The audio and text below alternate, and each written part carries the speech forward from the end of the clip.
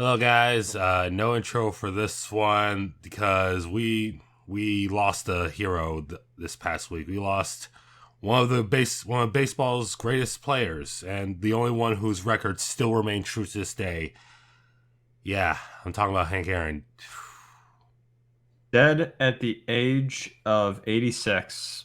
Yeah, It is kind of surreal to see one of baseball's greatest athletes go down. It was weird when I got the news.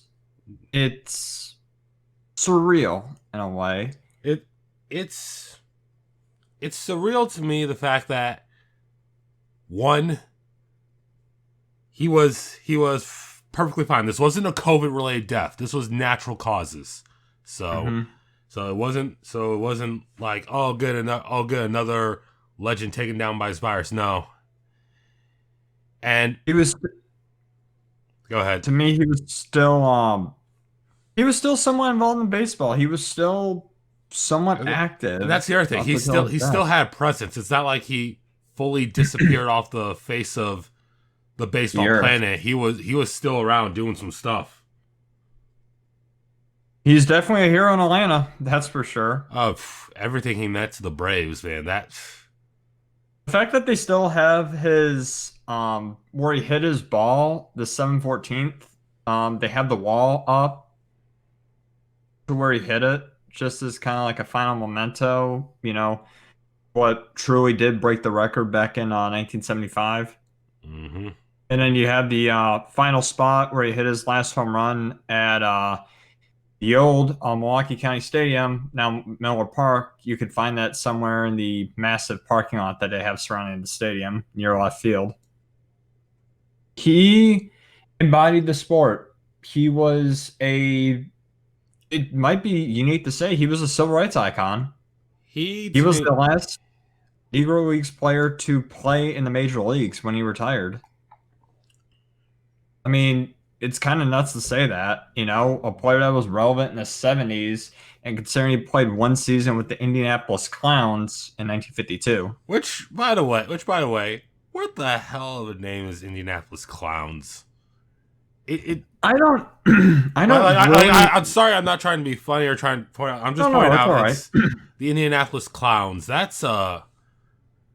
Um, if I'm you pretty sure someone had a considering also the fact that this was a Negro League team. This is The almost team like was originally known as the Miami Giants, and then they switched their name to the Ethiopian Clowns.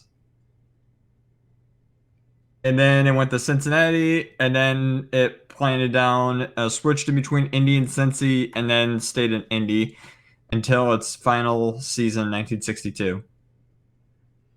They were known regard. for apparently comedic acts, kind of like the Harlem Globetrotters. So, very Were they in unique. films?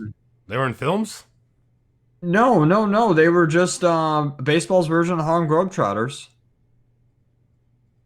They were just literally had comedic acts going on, apparently. Kind Hmm. of weird to think. You know because it's baseball. I would have never made a No, connection. I would never would have seen like you don't associate fun with baseball. I would say a That's team like what the I will I say. would say a Harlem Globetrotters like act. I don't think would have ever worked in baseball Right? unless it was a completely In the modern nonsensical day, game. But anyway, I could see. back to the legend himself. After that, going to Atlanta till around '74, and then going to the Brewers the last 2 years of his career. hmm He has a lot of records here. May I go down them in order? Yes, Run batted in, extra base hits, and total bases. And for the longest time, until a certain player took his record, the all inclusive home run record, one that is still argued to this day, even after Aaron has left this earth. 755, in my opinion, should be the true record, not 762 by Bonds. And the only reason why I say that is because Bonds' record is tamed by steroids. I don't want to make this about Bond, but I mean, Hank Aaron was so important to the game, and he he kind of brought it to the mainstream. You also You know, forgot. everyone was I was about to say, you also forgot a record that I think would really show his enduring popularity in reference to sport. 25 All-Star games. Jesus. 25, 2.5 decades worth of midsummer all-star games. Christ. Is that the all-time record? Supposedly. Wow. That is a lot. 25. Yeah, it just goes to show he was very, very huge in his day and meant more outside of. He was, like you said, a cultural icon in baseball to everyone. Right? He was well liked. I was looking over his career in the Negro Leagues. One incident I read about, and I'm just gonna sum it up here. They were eating breakfast in DC, and apparently after they're done eating, the team's plates were broken in the kitchen. Like he could hear the plates being broken, and he makes the comment that if dogs had eaten off the plates, the restaurant would have washed them and reused them. Do you have the name of It the kind of restaurant? speaks to what he dealt with. Do you have a, No, no, it was just a restaurant behind Griffith Stadium. But this was back in, I think, 52. and pro- I was about to say if the restaurant still exists. That's a trip we're taking. Probably not He though. uh, he entered baseball about 7 years after Jackie, so the league was starting to get integrated. But he was the first prominent African American to play in the major leagues. He made an immediate impact when he got there, in my opinion. And then Yeah. you just gotta go ahead. No, I was just saying. Yeah, he made the immediate impact, and from then on out, I can't think of any bad seasons or any noble seasons where he did not perform well. He did get a World Series ring in 57, but that was early on in his career. Only 3 years in after he went up to the majors with I believe it was then the Milwaukee Braves. Yes, it Yeah, was then the it Milwaukee should have Braves. been. See, he will most notably be remembered in Atlanta with the Braves Association now tied to Atlanta. He is inducted to the Wisconsin Athletic Hall of Fame for his time he did spend in Milwaukee and then his last 2 seasons with the Brewers. Because, like I said, they did honor his last home run ball where it was hit at then Milwaukee County Stadium. But they have 715 literally have the fence from the old stadium exactly where it stood in the parking lot at Turner Field, or whatever it is now, since the Braves have moved Yeah, out there. let's talk about the home run record for a moment and the events lead up to it. This guy received so many death threats from honestly people who, let's be honest, I'm glad are dead. He I'm got a glad. plaque for receiving more mail than any person, Yeah, excluding politicians, by the yeah. end of the 73rd season. The point is, even with all these death threats, with all these shit people, he still went out there, hit home runs. This did phase him. This didn't distract him. He still went out, and when he hit that record, I'm pretty sure everyone was just like, you know what, he did it. Leave it alone. Babe Ruth's widow even came out and told everyone to just shut up, and if her husband was alive, he would definitely have cheered on Hank Aaron. And I believe her. Babe Ruth was a good sport, from what I read. He wasn't no Ty Cobb. Nope. He was a very prominent person in his day and age, which reflected well on Aaron because he was introducing a whole new sport to his brother, if I may say so. If he was introducing a whole new sport to the African American community, he was notable. He was chasing at the time, the home run record was probably one of the most wanted records in all the land. It was holy to them. It was holy Exactly. to every baseball fan. It meant a lot back in 1974 when America's pastime was truly baseball, and it's not its legacy and its reputation is not tarnished like it is today. But when he did hit the home run, it was early in the season. It was at home. It was on national television. You had people run onto the field when he hit his goddamn home run. Probably one of the few acceptable times of storming the field in the middle of a game. Do you think that would happen today if someone were to do that? If someone were to break a record like that, Yes. I would say no, because the one thing I could say is when Drew Brees broke the all-time yards record, no one really stormed the field. They did stop the game, and all the players and staff that were on the field did give him a handshake and all that, but no one really stormed the field for that. I still think the home run record is more significant because you can only hit one at a time. You could throw for like 10 yards, you could throw for a yard, you could throw for 100 yards. The home run is one at a time. You can't get extra numbers if you hit it super, super, super far. You only have that one to number. And that's what was so significant about Hank Aaron. I would also say part of the reason that could contribute to a record is what's a more exciting play than a home run in baseball? Mm-hmm. Outside of a grand slam, if there's a grand slam record. Is there a grand slam record? I want to know Tatis hit 2 in the same inning in 1999. I don't know about home run. I don't know about grand slams of the game. We'll have to revisit that. But when he hit his 715th off of Al Downing, it symbolized a new era of baseball. The old format of the game was dead, and a new king had arisen to take the throne of the home run title, and it was Hank Aaron. And it was a nuts scene, seeing him around the bases like that. The people the two guys that stormed the field. I mean, it was nuts to describe it. It was just like, holy cats. Imagine that being today with like social media and whatnot. Man. Baseball was a true American pastime. I don't know the extent that it had on an international market, but now with social media and whatnot, that play would have been the #1 trending thing worldwide. I'm pretty sure there's probably records uploaded of probably the call made, the announcing call when he did it. I'm pretty sure that's up somewhere. Footage of it is somewhere. They have 2 transcripts of the call on home run. Because they were playing the Dodgers, they got to have Hall of Famer Vince Scully. Oh, even more historic.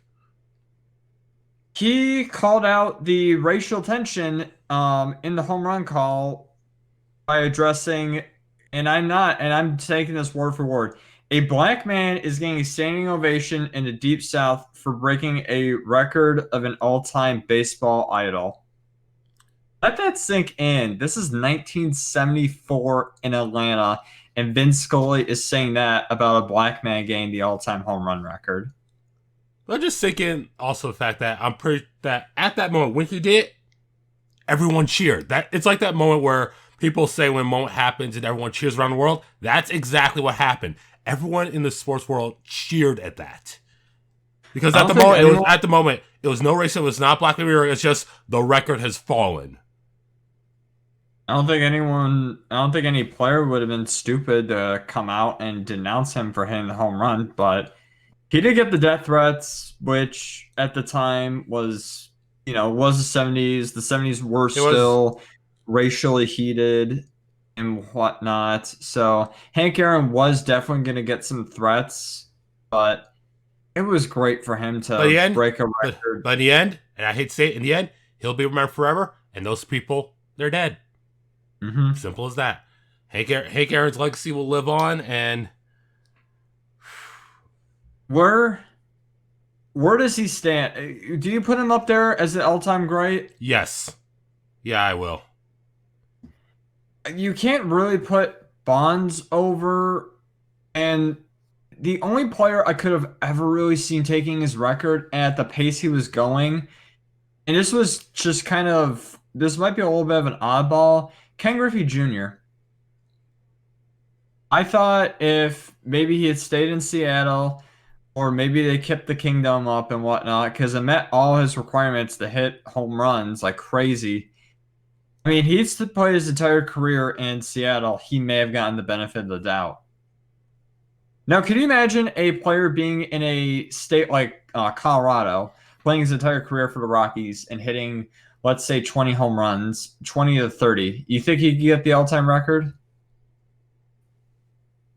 They'll have to sustain that level for a long time. That's the thing a lot of people forget about the home run record is that, yeah, a guy could pull a Mark McGwire or Sosa and shatter the single series record, but can they keep going? Can they do that year after year after year?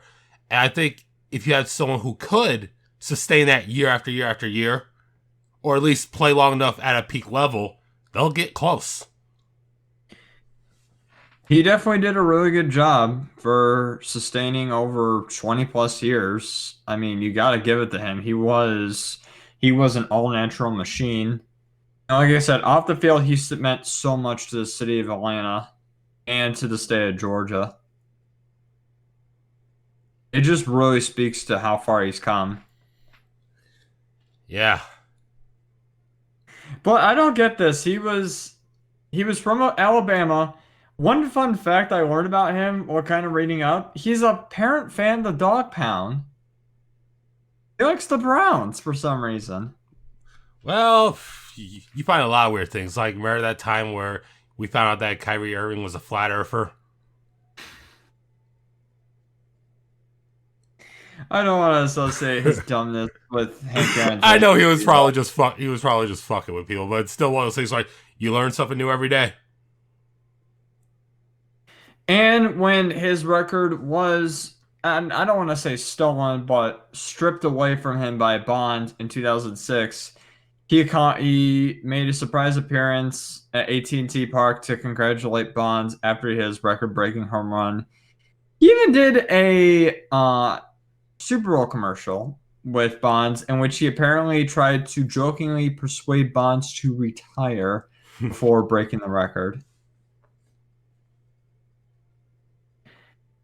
There is speculation, however, that look how it all turned out now. there is speculation that he didn't show up because of Bonds' doping history, but Heron, he wouldn't deny he wouldn't say whether or not that was true. He did respect Barry Bonds. Even if Bonds did cheat his way to the top, Yeah. he wasn't gonna kick Bonds down just because he was, doping or whatnot. He was just gonna. I would feel in that case you couldn't say anything. Like if you were the record holder, you see some guy roll striker, he's like, "Oh, he's probably cheating or something." You know how badly that will go over. Yeah. You don't want to look like you don't want. Yeah, you really don't want to look a sore loser. And remember, and he's been in that position where he's approaching a record that is considered to be the most revered in all of baseball. And when Arron was chasing the record, all the death threats, all the racism, and all that, and now Bonds is in a similar position. I wouldn't say it wasn't as racist, but still, approaching a record that's considered holy, you're gonna get a lot of flack. So I feel Hank Aaron understood that and was just saying, let me just be as polite as I can. It really stands to what he went through compared to what Bonds had to go through when the steroid allegations came up and whatnot, and how his legacy has been tarnished well after he broke the home run record. Here's a question I read about. And I don't know if I fully agree with it, but I want your piece on it. Hank Aaron's number 44 is both retired for both Milwaukee and Atlanta. Do you think in terms of like just the history of baseball, they should retire the number permanently? They could if they really wanted to. I know Jackie was supposed to be like the first big significant. Which is why no one else can wear 42 outside of a special day. You can make the argument for 44 kind of like Gretzky, how 99 is retired throughout the NHL. Um, they accepted the records in the Negro Leagues this year, and you probably could. You're in a position to where you could push a uh, idea or try to persuade MLB into doing something like that to truly honor baseball's all-time home run hitter. I think it would be cool if they did that, and I would actually be supportive of that if baseball decided to go through with that. Yeah, But but did he wear? He didn't wear the number 44 in the Negro Leagues, did he? I'd have to double check. I think Maybe he. I he think he did. officially switched when he started with Atlanta. That I could mean have Milwaukee. been. I mean Milwaukee. I keep thinking it's. I think so. I I'm not seeing anything. It says he then changed his number to 44, which turned out to be a lucky number. Apparently, he hit 44 home runs in different seasons. And even the pitcher he hit off of, Al Downing, wore 44. Wow. Kind of like, yeah, Wow. kind of That ironic, really. I guess it really was a lucky number. right? But to Hank Aaron, rest in peace. You broke the all-time home run record at a time when it was controversial for someone of your character to break it. You went through adversity, you went through changes, and you will be immortalized. You will be immortalized, excuse me, idolized forever in baseball's lore. You will forever be a true American hero. Rest in peace, and hang out with the. You, at least now you'll be somewhere hanging out with the other sports gods. At least you can now share a drink with Babe Ruth and say, "Hey, what about that run?" Rest in peace, man. Some peace.